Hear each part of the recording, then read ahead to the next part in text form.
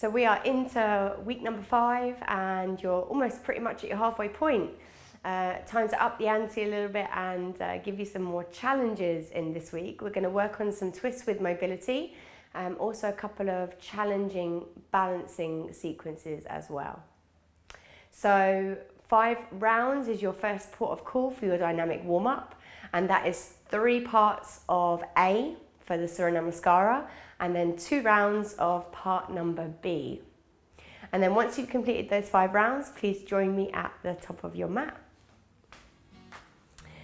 So for twisting in this round, we're going to start with fierce pose or Utkatasana, and you've been here as you finish part number B.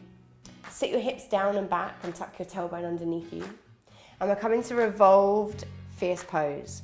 You've been here before, so bring your left shoulder to the outside of your right knee, press your knees together and check they're level on the ground. In this position today, just stay with the hands to the heart center and keep them close to the body so that you are revolving with power. Pressing the palms will give you great purchase and it will help you open your top shoulder more.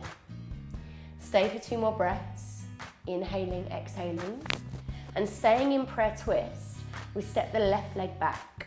So to a long lunge position. Inhale, exhale, turning the chest more. And in this position, you might be able to open the arms wide. For those that are advanced in their practice and if it is accessible to you, you thread your left shoulder underneath you and you might be able to get the bind behind your back. The fingers may be able to touch. So we roll the shoulders back in this position, lifting the chest and keep engaging the left leg for real power. Lots of breath here into the body. And we're lowering our knees down towards the floor. So coming into half hurdler stretch in this position. Draw your weight back and lift your chest up nice and high.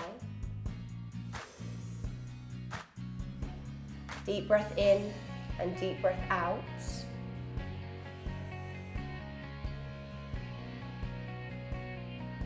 And then taking yourself back to both of your knees for child's pose with a twist, something different today. So thread your left shoulder underneath you so you're laying on the back of the arm. Back of the shoulder presses down into the floor and we use the right hand. Create purchase, press the right shoulder into the ground, the hips stay nice and high. And we roll the top shoulder back here in this position. Draw the belly in tight.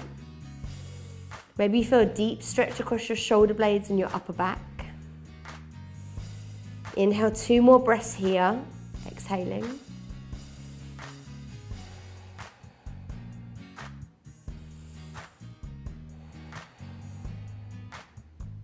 Unravel the left arm and then thread the right shoulder through and underneath you towards the back. Move the left hand close again, press the ground away with the left arm and revolve the left shoulder up and back. Keeping the hips as level as is possible here will maximise the twist into the spine without shifting the hips on the floor. From this position, downward facing dog, so spread fingers wide, tuck your toes and lift your hips and maybe just start to paddle the feet. Heels push back and down. Both heels may be able to ground and you energise the palms into the floor, tucking the chin to the chest. Breathing in and out through the nose. Looking to the hands here. We take 3 rounds of vinyasa in between for strength. If you want to rest in child's pose or cat and cow at any point, that is your choice. Take 3 rounds of the vinyasa. Exhale, push back. Again, 2 more. Exhale, inhale. Exhale back. And then this will be the last one. So inhale, roll over your toes. Exhale, push into the top of feet. Roll shoulders back. Push ground away. Walking your feet slowly to your hands. Come to the top edge of the mat again. Bend your knees for fierce pose for round number 2. Hands to heart center and thumbs, and your right shoulder goes to the outside of your left knee. Press the hands together. Check the knees stay as level as is possible. Eye gaze maybe to the floor, or even to start to look up towards the left shoulder. From this position, you may be able to step back with the right leg, long lunge. Inhale to lift the chest as much as you can. And once more, if the bind is available to you, the right hand hinges at the elbow and we go under. The left shoulder goes over and we can get the fingertips close to touch. Inhale, exhale, roll the left shoulder back here. Inhale, exhale, roll the left shoulder back here. Advanced binding positions are really challenging, so try not to force your joints until they're ready. We lower to the floor, draw back half hurdler, inhale, exhale, relax.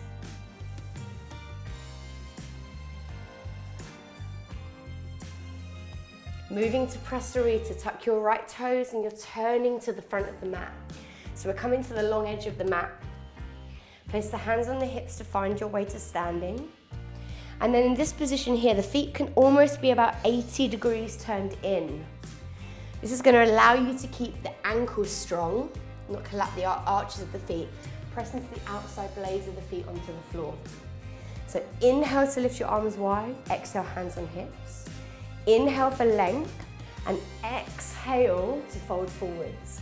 Place the hands between the feet. You might just need to bend your knees in this position here, and that's better to keep your back flat. Draw your head back through your legs, draw your elbows back through your legs. You're going back, you're thinking about going through rather than down. Draw the belly in nice and tight in this position. Everything is really strong in the legs. Front of thighs are active, back of thighs are lengthening. One more breath. Inhale, push the ground. Place the hands on the hips. Lift head, chest and shoulders in this position. Now we have a challenge, and if tripod headstand is in your practice, you might be able to take it now. So inhale, arms wide.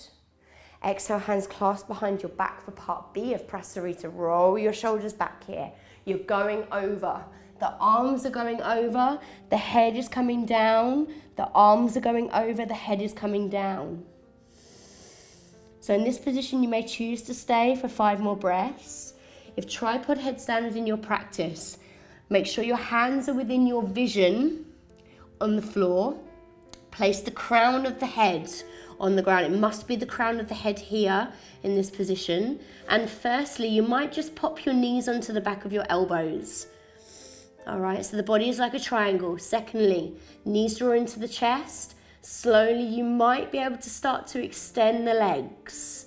Draw the belly in super tight, tuck the elbows in.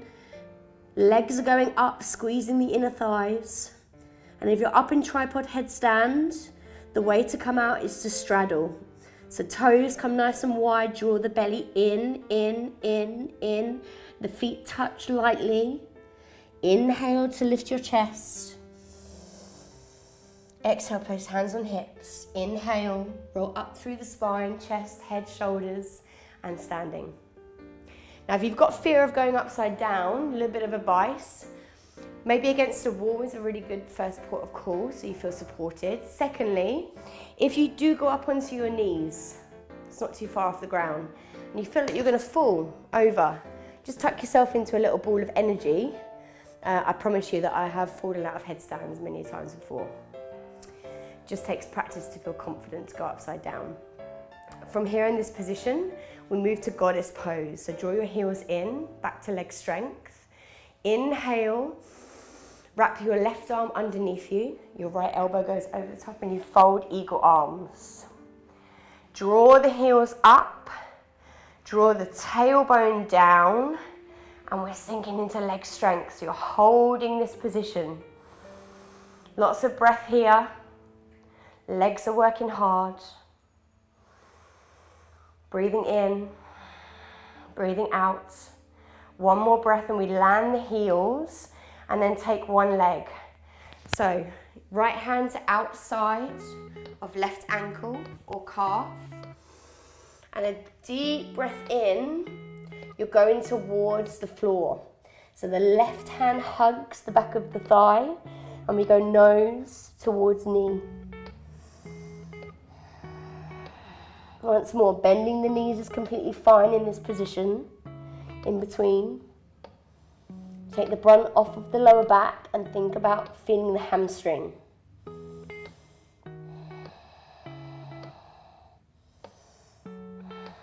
From here, bend the knee lots. You're coming to your ninja, hip flexibility. So your butt comes down and your heel is on the floor and your knee is out. This opposite foot's going to always lift off the ground. So hey, listen, if you need support, lift yourself halfway and use your upper body to help you before you feel ready to drop your sit bones down. Maybe bringing the hands to the heart center in this position. Draw length up through the body. Keep this leg active and keep this knee pressing out. Shift your weight, staying low to the right, lifting the left heel, pressing the right knee back. We take a couple more reps, shifting weight to left, staying low, keeping chest up, shoulders back and down. Anytime you need to place your hands on the floor for support, this is also completely fine. So one more time here, we end up on the right leg. Drawing to Prasarita, twisting on this side.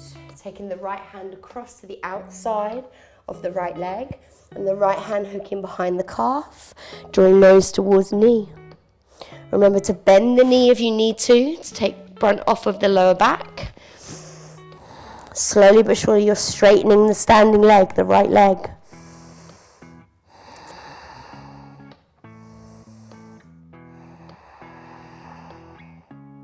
One more breath. Bending the knees. Turn the heels in. Goddess pose on the second side, standing. Right hand wraps under, left hand goes over the top this time. Thumbs towards your nose, wherever the hands land. Sink down, tuck tailbone under, lift heels up. So this time you're folding the arms. Chin towards chest. Every time you need to land the heels, but work your strength. Breathing in, breathing out.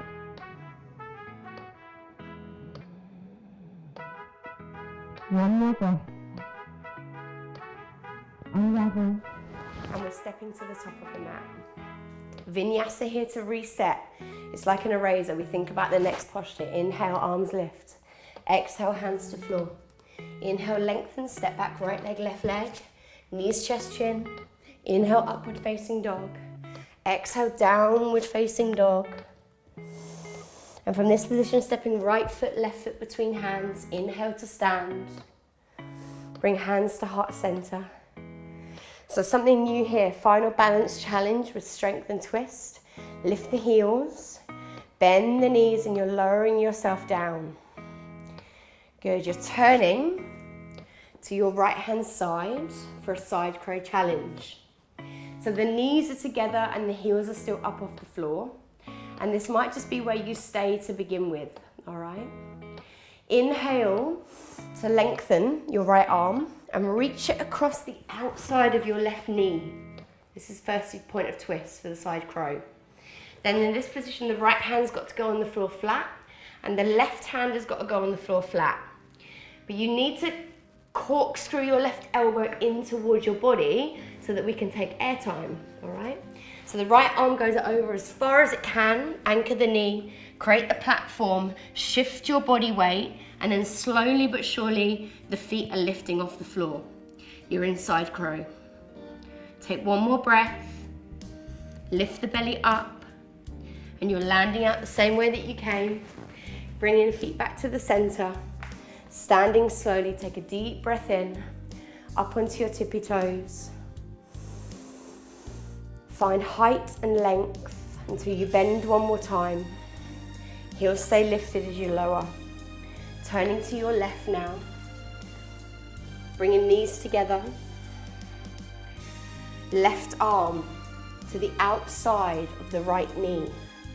Create the platform by pinning the tricep into the knee and the right hand on the floor. And you can see from this angle, I need to corkscrew my right elbow into my body.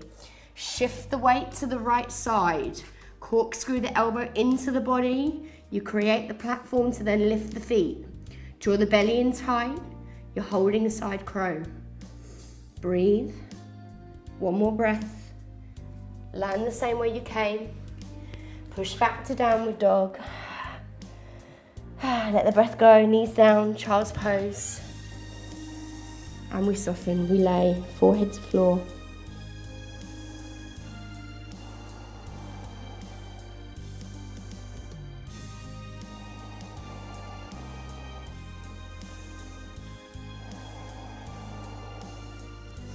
Roll up through the spine.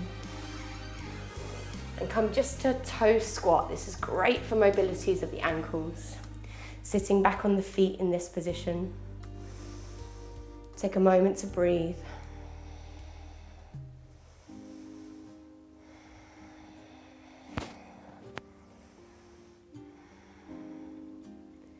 So week 5 is done.